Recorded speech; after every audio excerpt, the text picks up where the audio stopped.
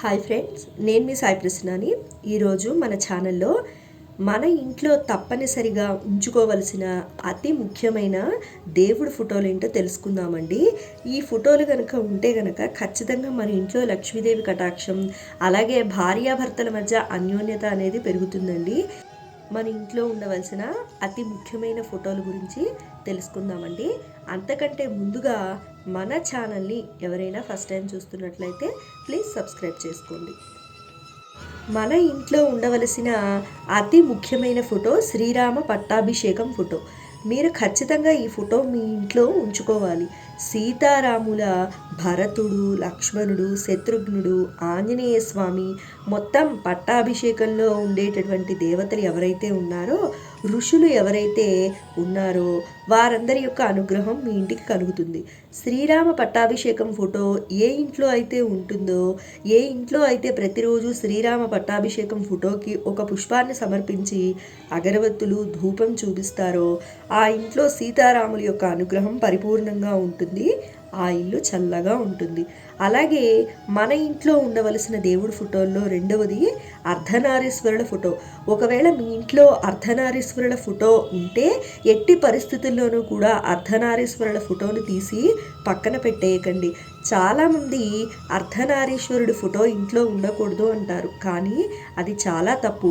ప్రతి ఇంట్లోనూ కూడా అర్ధనారీశ్వరుల చిత్రపటం ఉండాలి.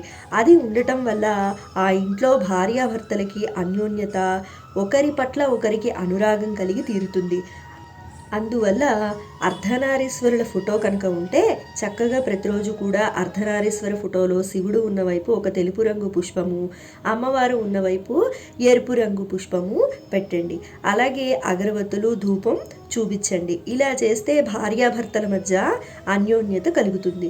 అలాగే ప్రతి ఇంట్లో ఉండవలసిన అతి ముఖ్యమైన ఫోటో పంచముఖ హనుమాన్ ఫోటో. ఇది ప్రతి ఇంట్లో ఖచ్చితంగా ఉండి తీరాలి. ఇంటికి వచ్చేటువంటి గ్రహదోషాలు, గ్రహపీడలు, గ్రహబాధలు, నరదిష్టి, నరఘోష, నరపీడ, నరశాపం వీటన్నిటినీ కూడా తొలగించేటువంటి వాడు పంచముఖ ఆంజనేయ స్వామి. అందువల్ల 5 ముఖాలు కలిగినటువంటి ఆంజనేయ స్వామి వారి యొక్క ఫోటో ఖచ్చితంగా మీ ఇంట్లో ఉండి తీరాలి. దానికి ప్రతిరోజు కూడా ఒక ఎరుపు రంగు పుష్పం, అలాగే అగరవత్తులు ధూపం వేస్తూ ఉంటే కనుక ఖచ్చితంగా మీకు గ్రహదోషాలు, గ్రహపీడలు, గ్రహబాధలు, నరదిష్టి, నరఘోష, నరశాపం ఇవన్నీ కూడా తొలగిపోతాయి. అలాగే ఇంట్లో ఉండవలసిన ఇంకొక ముఖ్యమైన ఫోటో లక్ష్మీనారాయణుల ఫోటో.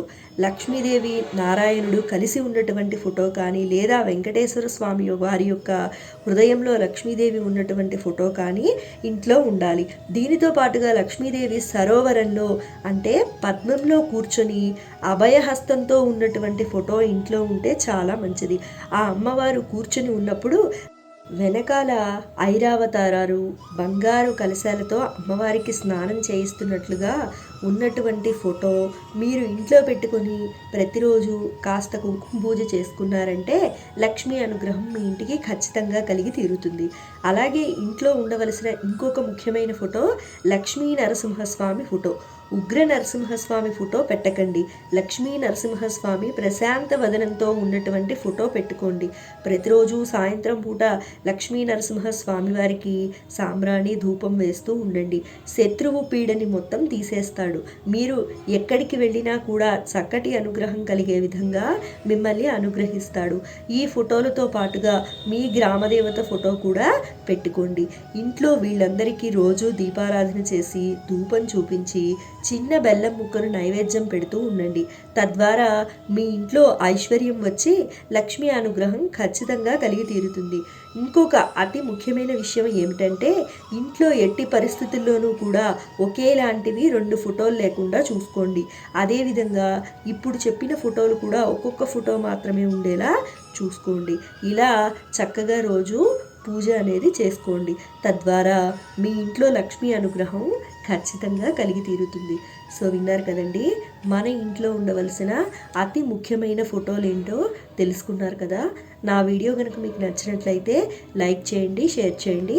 కొత్త వాళ్ళు మన ఛానల్ చూస్తున్నట్లయితే సబ్స్క్రైబ్ చేసుకోండి. సర్వే జన సుఖినో భవంతు, సర్వే సృజన సుఖినో భవంతు. ధన్యవాదాలు.